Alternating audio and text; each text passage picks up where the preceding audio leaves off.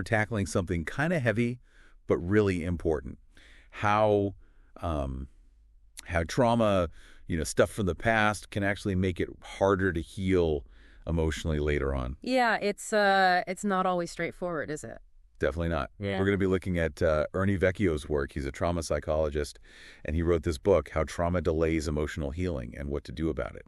Great book. Yeah, so we'll be pulling out some of the key insights from that. Awesome. And yeah, I think this will be a really good deep dive for everyone listening. Absolutely. And it's fascinating because Vecchio talks about how, like, our survival instincts, the things that help us get through tough times, can sometimes end up holding us back later on. Right, like almost backfiring in a way. Yeah, exactly, like a double-edged sword kind of thing. Double-edged sword, I like that. So can you unpack that a little bit? What does he mean by that? Sure. So, like, picture this. You're in a really dangerous situation, right?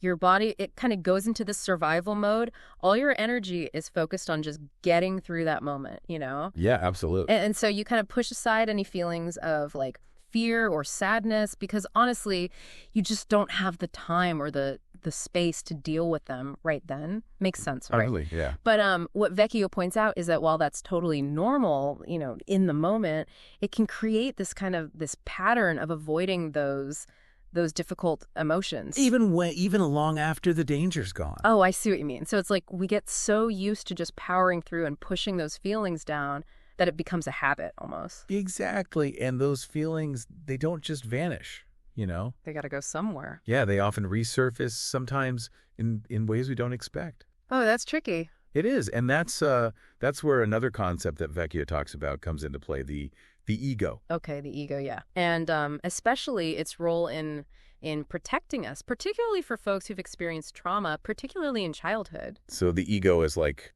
a shield almost. Yeah. He describes it as this kind of internal bodyguard, always on high alert, even when the actual danger is long gone. I can see that, especially for someone who maybe grew up in a really chaotic or unsafe environment. Their ego might be working overtime trying to protect them. Yeah, exactly. Like, imagine a kid who's always had to be on guard, right?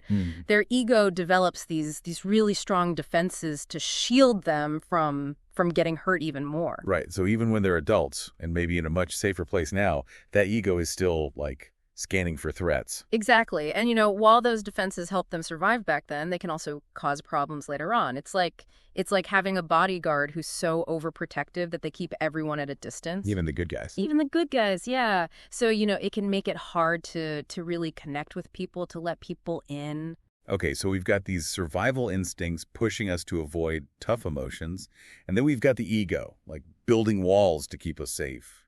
Sounds kind of hopeless. Well, not necessarily. This is where Vecchio introduces a really powerful concept, the inner observer. Oh, okay, the inner observer. I'm intrigued. What's that all about?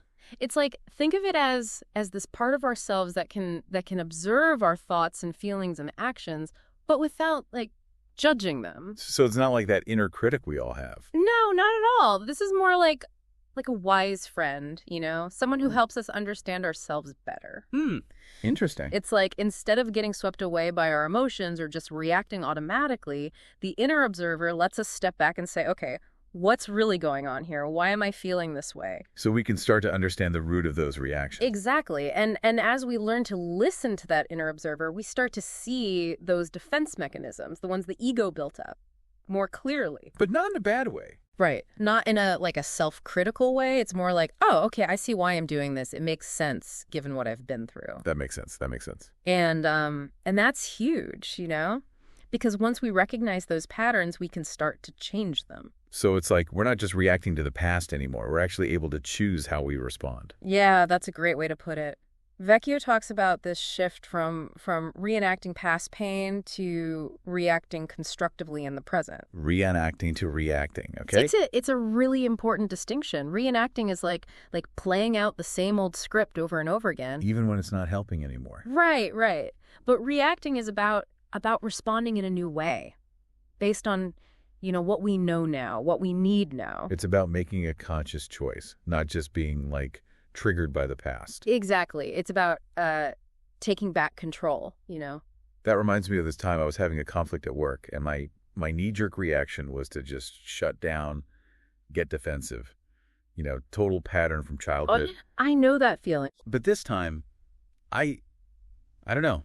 Something was different. I caught myself, took a breath, and actually like really listened to what the other person was saying. And how did that go? We actually were able to talk it out and resolve the issue in a much healthier way than I ever could have before. That's amazing. That's a perfect example of tapping into that inner observer and choosing to react rather than reenact. Yeah, it was a good feeling. It is. It is. And it just shows that we can break free from those old patterns, you know? It takes awareness and effort, but it's possible. Absolutely. So we've talked about survival instincts, the ego, the inner observer, this idea of reenacting versus reacting. Anything else we should hit on? Oh, there's one more big one. Vecchio emphasizes embracing our emotions. Okay, not running from them. Right, like not seeing them as the enemy. Instead of trying to suppress them, we should actually lean into them. Yeah, in a way. It's about learning to see our emotions as guides, as valuable signals on our healing journey. Huh. So how do we do that? Because for a lot of us, I think, certain emotions, they just feel really uncomfortable. We don't want to go there. Right. Well, it's about bringing in self-compassion. Self-compassion, okay. Instead of denying or pushing away those feelings, we allow ourselves to actually experience them. Fully. Even the tough ones. Yeah, fully. But with kindness and understanding for ourselves. And, that might mean feeling sadness or anger or grief. But it's not about getting lost in those emotions. It's about acknowledging them, letting them flow through us. Exactly. And Vecchio, he has this great way of putting it. He says that by honoring our emotions, we can actually start to see them as sources of wisdom. Oh, I like that. Like signposts pointing us towards what we need to heal and grow. So instead of being afraid of those feelings, we can actually learn from them. Exactly. And as we get more comfortable with our full range of emotions, we become more whole, more integrated. More ourselves, I guess. Yeah, more ourselves. We learn to honor our past without letting it, completely define who we are now. That's a powerful message. It is. So to kind of wrap things up, what would you say is the key takeaway from Ernie Vecchio's work? I'd say it's that healing from trauma. It's not like a destination, It's a journey. Yeah, it's ongoing. Yeah, and it's about finding that balance between honoring our survival instincts, those things that helped us get through, and also cultivating self-awareness, compassion, and that willingness to really engage with our emotions. Beautifully said. And I think, building on that, it's important to remember that healing isn't about erasing the past. No, absolutely not. It's about learning to live more fully in the present. Absolutely.